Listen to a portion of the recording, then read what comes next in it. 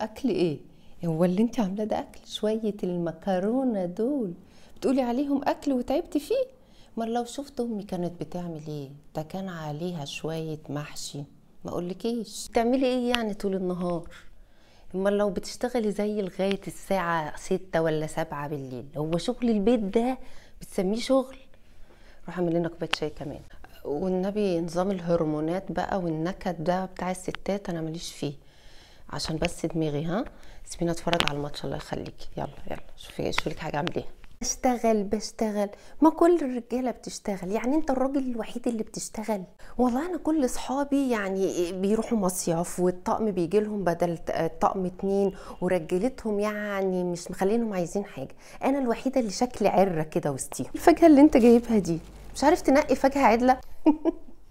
وانت بقى هتعرف تعمل دي؟ هتعرف تصلحها يعني؟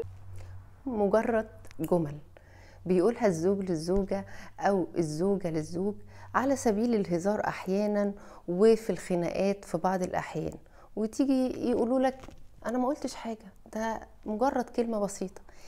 كلمات بسيطة قوي لكن بتجرح وتسيب أثر يخلي العلاقات